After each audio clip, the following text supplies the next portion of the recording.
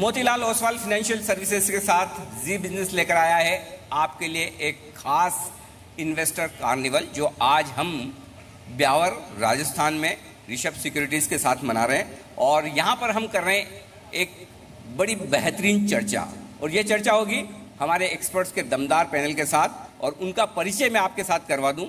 हमारे साथ सबसे पहले मोतीलाल ओसवाल फाइनेंशियल सर्विसेज के चेयरमैन फाउंडर मोतीलाल ओसवाल साहब हैं, जिनके नाम के परिचय की आपको ज़रूरत है नहीं। बाजार के कैपिटल मार्केट के जाने माने दिग्गज हैं, और सबसे बड़ी बात, दुनिया भर को अगर वॉरेन बफेट ने वेल्थ बनाना सिखाया है, तो हिंदुस्तान में वेल्थ किस तरह से बनाई जाए ये सिखाया है मोतीलाल ओसवाल फाइनेंशियल सर्विसेज के पूरे ग्रुप ने, चाहे वो मोतीलाल जी हो चाहे रामदेव सर हो। आपका बहुत बहुत स्वागत है मोतीलाल सर। बाजार के एक और जाने माने दिग्गज और एमके वेंचर्स के प्रोप्राइटर मधुसूदन केला साहब मेरे साथ हैं, और लगभग 35 सालों का अनुभव उनका इन्वेस्टमेंट्स का है। और सबसे बड़ी बात, इनसे मैं आज बहुत कुछ सीखने को मिलेगा। वो इसलिए कि देश के बड़े दिग्गज mutual fund, Reliance mutual fund को वो चला चुके हैं, और उस म्यूचुअल फंड्स के जरिए हिंदुस्तान के लाखों इन्वेस्टर्स की वेल्थ बना चुके हैं। और बाद में उन्हें समझ में आएगा कि अब मेरे खुद के लिए वेल्थ बनाने का वक्त है, और उन्होंने अपना वेंचर शुरू किया है, एमके वेंचर्स। मधुसूदन सर, आपका भी बहुत बहुत स्वागत है। आज आपसे भी आपके अनुभवों का हम लाभ जरूर उठाएंगे। ब्यावर में है, और आप ही के ब्यावर के सपूत नवनीत मुनोद साहब हमारे साथ हैं, जो कि एसबीआई म्यूचुअल फंड के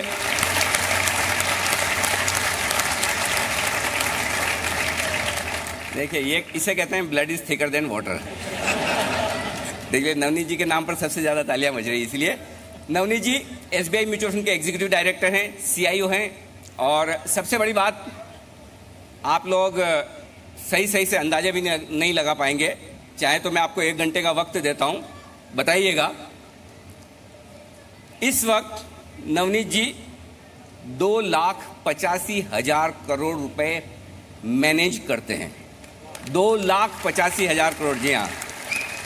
अब आप बता दीजिए कि इसमें कितने जीरो लगते हैं। 285 तक तो ठीक है, आगे जीरो कितने लगेंगे जरा गिन के बताइएगा। तो आप ही के ब्यावर से निकलकर वो इतना बड़ा फंड मैनेजमेंट कर रहे हैं, और एसबीआई म्यूचुअल फंड के हेड हैं। अंत में हमारे साथ ताहिर बादशाह हैं, जो इस वक्त इन्वेस्टको म्यूचुअल फंड के सीईओ हैं, और बड़े जबरदस्त फंड मैनेजर रह चुके हैं। और इंटरेस्टिंग बात यह कि हमारे 3 पैनलिस्ट तो ऐसे हैं जो किसी न किसी तरीके से मोतीलाल ओसवाल ग्रुप से जुड़े हुए रह चुके हैं। इंटरेस्टिंग, आप तो यहीं, ताहिर सर आप पहले मोतीलाल में थे, और मधु सर आप भी रह चुके हैं। तो इंटरेस्टिंग है, जब आज हम ब्यावर में ये शो कर रहे हैं, मोतीलाल ओसवाल फाइनेंशियल सर्विसेज की तरफ से जो ऋषभ सिक्योरिटीज़ ने ये इन्वेस्टर कार्निवल आयोजित किया है, काफ़ी बड़े एक्सपर्ट्स हैं। तो चलिए आज करते हैं चर्चा की शुरुआत, और इस चर्चा की शुरुआत में हम बात करेंगे कि आप लोगों को किस तरह से करोड़पति बनाया जाए। ये फॉर्मूला ढूंढने की कोशिश करते हैं, और आपके साथ साथ हो सकता है ये फॉर्मूला मैं भी सीखने की कोशिश कर लूँ और मैं भी बन जाऊँ। तो सबसे पहले नवनीत जी, शुरुआत आपके साथ की जाए। जो लोग करोड़पति नहीं हैं, उससे नीचे हैं, उन्हें करोड़पति बनना है, शुरुआत कैसे की जाए? करोड़पति बनने का, अनिल जी, मैं जब यहाँ रहता था, और यहाँ थोड़ा सा दूर ही एक सनातन धर्म महाविद्यालय वहाँ पढ़ता था, और उसके पहले तरुण जी बैठे हैं, मेरे सीनियर थे, शांति जैन महाविद्यालय में हम पढ़ते थे। तो वहाँ पे जब मेरे को अच्छी तरह से याद है, 79 में कुछ श्री सीमेंट का काम चालू हुआ, अरविंद जी, बराबर 84 में शायद कंप्लीट हुई। मेरे ख्याल में 50 करोड़ रुपए लगे होंगे ज़्यादा से ज़्यादा, और आज 55,000 करोड़ रुपए का मार्केट कैप है, 50 करोड़ रुपए का इन्वेस्टमेंट है। हार्डली उसके बाद इन्वेस्टर से कभी पैसा रेज नहीं किया है। तो 2-3 तरीके हैं। एक तरीका तो यह है कि कोई ऐसा ही बिजनेस ढूंढो और ऐसा ही बिजनेस करो जो 1-2 करोड़ से 10,000 करोड़ हो। दूसरा तरीका यह है, अगर वो नहीं कर सकते तो देन ऐसी कोई कंपनी ढूंढो जिसमें इन्वेस्ट कर लो। सो तीसरा तरीका है कि मेरे फंड में, या ताहिर के फंड में, या मोतीलाल जी के फंड में लगा दीजिए। चलिए, तो एक तरीका तो ये है कि आप या तो ऐसा बिजनेस ढूंढें जो कई गुना हो सके, या उस तरह का बिजनेस करें, या फिर तीसरा तरीका है म्यूचुअल फंड्स में आप इन्वेस्टमेंट करें। मधु भाई, वॉरेन बफेट साहब को भी बहुत टाइम लगा है, ऐसा सुना मैंने, पैसा बनाने में। काफ़ी मतलब लेट शुरू किया, उनको लगता है कि उनके हिसाब से उन्होंने लेट शुरू किया और 48-50 साल की उम्र तक तो पैसा बनाई। हमारे यहाँ जो ब्यावर के लोग हैं उनको इतना सब्र नहीं है, 50 साल तक कौन इंतज़ार करेगा। थोड़ा कोई फास्ट तरीका है क्या? जी, तो फास्ट तरीका नहीं है, पर शॉर्ट तरीका जो है वो इन्वेस्टिंग का तरीका है, जो प्रूवन है, नॉट 5 years 10 years पर लास्ट 100 years से। ये एक प्रूवन तरीका है कि आप कोई अच्छे बिजनेस में, अच्छी कंपनी में एक लंबी अवधि तक के अगर इन्वेस्ट करके रख सकते हैं तो वो शॉर्ट तरीका है कि आपका पैसा बनेगा। तकलीफ़ ये है कि लोगों को चाहिए शॉर्टकट, और शॉर्टकट में जाके जब नुकसान होता है तो या तो आप फंड मैनेजर को गाली दोगे या शेयर बाजार को गाली दोगे। ये सट्टो ने धंधो खोटू छे, तो सट्टा करने को बोला किसने? अगर आप सट्टा करोगे तो खोटा काम होने वाला ही है। तो शॉर्ट तरीका ये है कि आप इन्वेस्ट करके ही बड़ी वेल्थ बना सकते हैं और उसका कोई शॉर्टकट नहीं होता है। चलिए, इन्वेस्ट करके बनाना है, और उसका एक मंत्र मोतीलाल जी ने खुद दिया भी है। उसका पहला पार्ट, उस पर मैं आता हूँ sir, by right sit tight. तो ये समस्या वहीं से शुरू हो जाती है जहाँ से आपका पहला शब्द है, बाय राइट। ये कैसे पता चले जो खरीद रहे हैं वो सही है कि नहीं? तो आपको एक ऑब्जर्व करना है कि कौन सी कंपनियों के प्रोडक्ट्स अच्छे चल रहे हैं, बढ़ रहे हैं, और आपकी रोज़मर्रा की ज़िंदगी में आपको यूज़ कर रहे हो, वो एक बहुत बड़ा इंडिकेशन है कि ये कंपनियां बढ़ रही है या इनकी परफॉर्मेंस ख़राब हो रही है। That is number 1। नंबर 2, जो हम लोग देखते हैं कि भाई जो कंपनियों में जो हम लोग इन्वेस्ट करते हैं वो एकदम लॉन्ग टर्म के लिए होना चाहिए। तो आपको लॉन्ग टर्म का फ़ायदा तभी होगा जब आप कुछ स्टॉक आप लेके बैठे रहेंगे और चुपचाप उसको देखते रहेंगे। मतलब ऐसा नहीं है कि आप देखेंगे नहीं, आंखें बंद कर लेंगे, बट आप उसको देखते रहिए कि कंपनियों की नफ़ा कैसे बढ़ रहा है। हर दिन अनिल जी की चैनल दिखा रही है, हर न्यूज़पेपर में उनके परफॉर्मेंस आ रहे हैं, एनालिस्ट के कमेंट्स आ रहे हैं, रिसर्च रिपोर्ट आ रही है, वो आप देखते जाइए कि कहाँ नफ़ा बढ़ रहा है। और तीसरा चीज़ कि जो कंपनी को चलाने वाले मालिक कौन है, मेहनत कैसी कर रहे हैं, ईमानदार लोग हैं कि नहीं है, स्पेशली ईमानदारी पे। तो इंटीग्रिटी बहुत इम्पोर्टेंट है। ताहिर, लॉन्ग टर्म मतलब क्या, कितना, मतलब लॉन्ग टर्म की भी कोई डेफिनेशन तो होनी चाहिए। देखिए, अगर सारा का सारा लॉन्ग टर्म नेक्स्ट जनरेशन के लिए है, 15, 20, 25 साल के लिए, तो फिर मैं तो एंजॉय करूँगा ही नहीं पैसे, तो फिर ऐसे इन्वेस्टमेंट का मुझे क्या फ़ायदा? नहीं, ऐसा भी नहीं है कि आपको सिर्फ आज इन्वेस्ट करना है और फिर उसको 20-25 साल के बाद ही देखना है। मतलब जर्नी होती है एक कंपनी की, और वो आपको उस जर्नी के साथ जुड़ना है, और वो प्रोस्पेरिटी आपको उसके साथ साथ मिलती जाती है।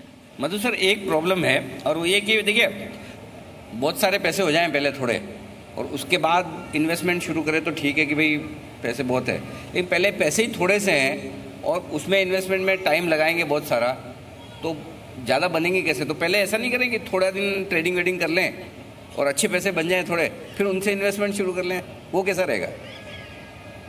देखिए अनिल जी, ट्रेडिंग करना कोई गलत नहीं है, पर वो ट्रेडिंग का एक स्किल आपके पास है कि नहीं, ये ज़रूरी है। अभी जैसे हम लोगों ने जिनको बढ़ते हुए देखा है, चाहे वो राकेश झुनझुनवाला है या राधा कृष्ण जी है, उन्होंने ट्रेडिंग से काफ़ी पैसा कमाया है और उन्होंने ट्रेडिंग का ही पैसा इन्वेस्ट किया है। पर वो ट्रेडिंग एक फुल टाइम प्रोफेशन है।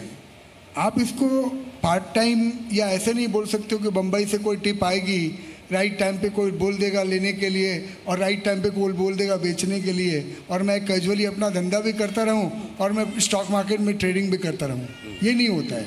अगर आपको ट्रेड करना है, अगर आपको शॉर्ट टर्म मार्केट की मूवमेंट खेलना है, फिर अगर सभी लोग लॉन्ग टर्म इन्वेस्टर हो जाएंगे तो मार्केट का वॉल्यूम 99% घट जाएगा, तो बाजार ही कुछ नहीं रहेगा। तो ये ट्रेडिंग का एक अपना अलग देखने का नज़रिया है, उसके एक अपने अलग रूल्स हैं, उसमें एक स्टॉप लॉस होना जरूरी है, जो ट्रेडर्स है उसको समझते हैं। तो मैं ये कभी नहीं बोलूँगा कि आपको ट्रेड नहीं करना चाहिए। आपके पास अगर वो स्किल है और आप वो टाइम डिवोट कर सकते हैं और आप सीख सकते हैं तो शौक से ट्रेडिंग कीजिए, बट डिसिप्लिन होके कीजिए। ये ना हो कि अपना घर लगा दिया ट्रेडिंग में। युधिष्ठिर ने क्या खो दिया था आपको पता है ना, सट्टे पे। तो सट्टा एक वही हद तक करें जितना आप ये मान सकते हैं कि मैं इतना खो सकता हूँ, और उसके स्किल के साथ कीजिए। मार्केट में सेल चल रही है, अगर आप सेंसेक्स और निफ्टी देखेंगे तो बड़े खुश होंगे, लेकिन सेंसेक्स निफ्टी देख के यहाँ कितने लोग खुश हैं? बस 2-3 लोग, 4 लोग बस। अच्छा, मिड कैप स्मॉल कैप को देखकर कितने लोग दुखी हैं? वाह देख लीजिए दुखी लोगों की इस तादाद। तो चलिए, मार्केट में है sale season up to 50% off. हाँ, आप में से कुछ लोग ऐसे हैं जिनके 50% से भी ज़्यादा गिरे हुए होंगे शेयर। किसी के कभी कभी 70% वाली भी सेल लगती है, तो 70% वाले भी कुछ हो सकते हैं, लेकिन 50% ऑफ की जब ये सेल चल रही है तो क्या ये खरीदने का सही वक्त है? ये सवाल है, इसका जवाब लेते हैं। मधु सर, पहले आप ही शुरुआत कीजिए, क्या खरीदने का सही वक्त है? अनिल जी देखिए, डेफिनेटली हर वक्त, और इस वक्त मैं जोर से बोलूँगा कि डेफिनेटली सेलेक्टिवली शेयर्स खरीदने का ये सही वक्त है। इसमें देख 3 चीज़ें हैं कि मेरा ये मानना है हर समय हर परिस्थिति में कोई ना कोई जगह पे बुल मार्केट चलती रहती है। अपने को ये रिकॉग्नाइज करना ज़रूरी है कि अभी कहाँ पे बुल मार्केट चल रही है या कहाँ पे बुल मार्केट आने की संभावना है। तो जैसे अभी आप लास्ट अगर 2 महीने की बात देखें, जब आप ये सेल की बात कर रहे हैं, इसमें भी बहुत सारी कंपनियां, स्पेसिफिकली फार्मा कंपनीज, नीचे के बॉटम से 25-30% बढ़ रही है। बराबर, अभी सेल चल ही रहा है और वो सेल में भी आपको पैसा कमाने का मौका मिला। क्यों?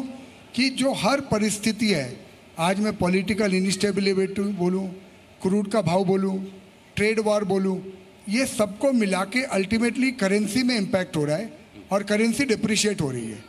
तो करेंसी डिप्रिशिएट होने से कौन सी इंडस्ट्रीज को फ़ायदा होता है? उधर एक बुल मार्केट चल रहा है, तो डेफिनेटली सेल लगी हुई है और जिन लोगों का जिगरा है उनको डेफिनेटली इन्वेस्ट करना चाहिए और यही टाइम है। पैसा, आप बोल रहे हो ना कि करोड़पति कैसे बने, हमेशा यही होता है कि इस टाइम पे जब आप दांव लगाते हो और एक लंबे समय के लिए पैसा इन्वेस्ट करके रखते हो, तभी 2 पैसे का रिटर्न बनता है। लेकिन आपने और हमने मिलकर जो किया है पूरे देश भर में, उसके चक्कर में सब लोग पैसा तो लगाना शुरू कर दिए हैं। हर आदमी को SIP करनी है, हर आदमी को म्यूचुअल फंड में लगाना है, हर आदमी को फाइनेंशियल एसेट्स में इन्वेस्टमेंट करना है। तो ये जागरूकता तो आ गई लोगों में। अभी हो ये रहा है कि FIs बेच के जा रहे हैं और हमारे इन्वेस्टर खरीद रहे हैं, तो अब उनको भी अपने आप पे डाउट होने लग रहा है कि ऐसा तो नहीं कि सब हमको बेच के चले जाएंगे, हम सही तो कर रहे हैं कि नहीं? पैसा लगा रहे हैं जो हमारे इन्वेस्टर, वो ठीक है ना? कहीं ऐसा तो नहीं कि सब स्टॉक हमारे पास आएंगे, हम बेचेंगे किसको बाद में फिर? अनिल जी, ऐसा नहीं है, मार्केट्स काफ़ी रैशनल है। आप देखेंगे मार्केट शॉर्ट टर्म में ऊपर नीचे होता है, कौन आ रहा है कौन बेच रहा है। मैंने देखा है कि कई बार अभी जैसे पिछले 4 साल में डोमेस्टिक इन्वेस्टर्स को कंटिन्यूसली बाई कर रहे हैं और फॉरेनर्स सेल कर रहे हैं, तो भी मार्केट तो बढ़ा ही है। अभी भी ऑल टाइम, मिड कैप को छोड़ दीजिए आप, इंडेक्स को, लेकिन मार्केट्स ऑल टाइम हाई पे ही है। सो वी शुड नॉट, हमको ये देखना नहीं है कि कौन खरीद रहा है कौन बेच रहा है। सबसे ज़्यादा मिस्टेक इन्वेस्टर यही करता रहे, फॉरेनर्स बेच रहे हैं कि मधु बेच रहा है कि राकेश झुंझुनवाला खरीद रहा है, उससे कुछ ज़्यादा फ़र्क नहीं पड़ता है। फ़र्क ये पड़ता है कि आप क्या खरीद रहे हो और क्या प्राइस में खरीद रहे हो, वैल्यू क्या है आपकी, उस पर डिपेंड करता है। सो हमारी जो एनर्जी है ज़्यादा यही लगनी चाहिए कि भाई कौन सी company at that particular price हमारे लिए अच्छी है, रीजनेबली वैल्यूड है और हमारा लॉन्ग टर्म होराइजन है, तो आपका उसमें कोई देखने की ज़रूरत नहीं है। मैं हमेशा ये बोलता हूँ कि in the stock market falls are temporary, rise are permanent. Index का देख लीजिए, कंपनियों का देख लीजिए, इंडेक्स 100 का 60,000 हुआ है, कंपनियों के प्राइस जो अच्छी कंपनियाँ उनके तो भाव बढ़ते ही बढ़ते जा रहे हैं। सो आप जब फॉल होता है ना, आपका मैक्सिमम अप्रिशिएशन होगा जब आप फॉल में, लेकिन अच्छी क्वालिटी स्टॉक, अच्छी कंपनियाँ खरीदेंगे तो उस टाइम ज़्यादा पैसा बनेगा। So you should use opportunity in the fall two by more rather than एक बार कन्विक्शन लूज हो जाता है, यार क्या होगा पता नहीं। नवनीत जी, इस तरह के माहौल में क्या मिड कैप स्मॉल कैप ज़्यादा रिस्की, और जो मिड कैप स्मॉल कैप लेकर फंसे हैं वो यहाँ बैठे हैं, तो हमेशा फिर क्वेश्चन मार्क आता है, हम सही तो कर रहे हैं? पहला। दूसरा ये कि कैसे पता लगाएं कि कोई मिड कैप कंपनी में अचानक से एक्सीडेंट किस में हो जाएगा, कौन सा स्टॉक गलत निकल जाएगा, वो पहले तो पता चलता नहीं। तो ये पहले पता लगाने की प्रोसेस वो क्या है और आप कैसे करते हैं? लास्ट ईयर का क्लासिक उदाहरण है, जब डिमोनेटाइजेशन हो गया लोगों को लगा अब तो 80% करेंसी नहीं है तो मंदी रहेगी, उसके बाद जीएसटी आएगा प्रॉब्लम होएगी, रेरा आएगा तो रियल एस्टेट में मंदी रहेगी, मेटल के प्राइसेस गिर रहे थे, कुछ नहीं हो सकता है अभी साल 2 साल। और अगर आपने उस टाइम पे खरीद लिया तो आपके अगले 1-1.5 साल में बहुत अच्छे पैसे बने। तो having that faith at that point in time is very critical. Tahir, अब सवाल ये कि जब इतने गिरे हुए हैं स्टॉक्स, खासतौर से मिड कैप स्मॉल कैप, तो ये लोग जो जानना चाहते हैं इनके भी आप पे पूछ लूँ एक सवाल। आपको ये जानना है खरीदना क्या है? क्या थीम, क्या सेक्टर्स इंडिया में अब चलेंगे?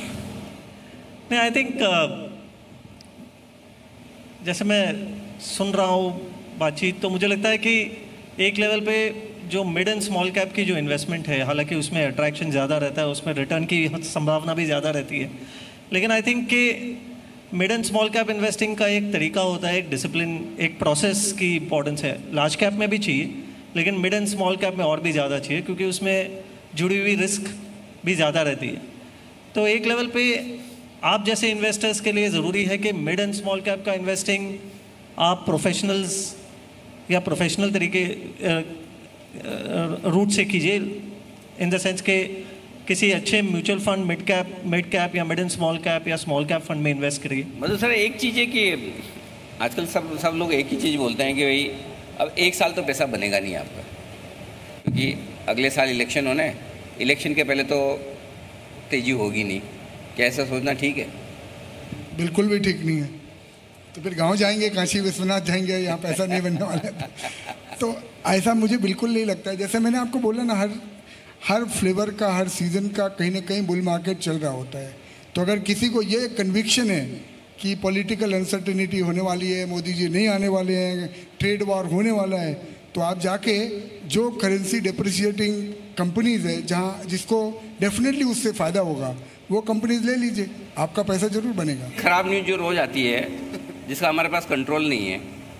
एक्चुअली कभी कभी ऐसा लगता है कि पहले एक ज़माने में तो ऐसा था कि जब तक एनुअल रिपोर्ट ना आए पता ही नहीं चलता कि कंपनी करती क्या है और क्या कुछ किया है। आजकल सोशल मीडिया इतना हो गया है कि भाई हर खबर आपको ज़रूरत से ज़्यादा मिल रही है, समय से पहले मिल रही है। तो नवनीत जी, एक बड़ी समस्या जो है वो रोज़ सुबह और ख़ासतौर से हर शुक्रवार शाम से शुरू होती है। ट्रम्प साहब का ट्वीट, इनका ये ट्विटर हैंडल कब डीएक्टिवेट होगा? सबसे ज़्यादा लोग इसी से दुखी हैं। सो मेरे पास ट्विटर अकाउंट नहीं है, मेरे पास तो व्हाट्सएप भी नहीं है, सो पता नहीं चलता है ये सब।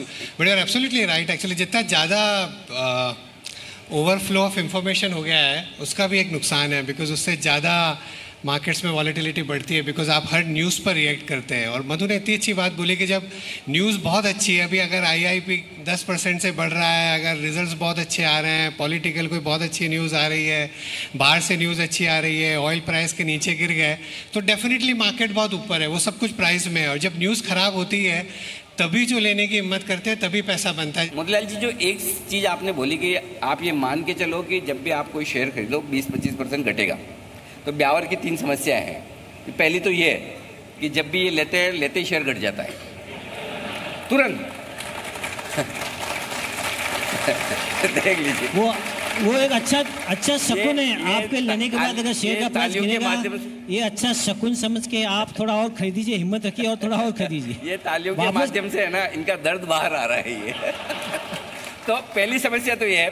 दूसरी समस्या ये कि आपने बोला कि चले घट जाए और ले लीजिए। दूसरी समस्या और भी बड़ी वाली है, जैसे ही बेचे उसके बाद वो भाव ही वापस नहीं आता, ऊपर ही जाता है। उसका सॉल्यूशन क्या है? Play Contra. जब आपको लगे इमोशी, क्या यू नीड टू हैव ये ग्रीड, ह्यूमन ग्रीड और ह्यूमन फियर, सबसे उस पर अगर आपका कंट्रोल हो गया ना, बहुत कुछ पैसा बन सकता है, बहुत कुछ। लेकिन उसके लिए आपको, आई थिंक, अपने आप को mentally you need to make yourself stronger.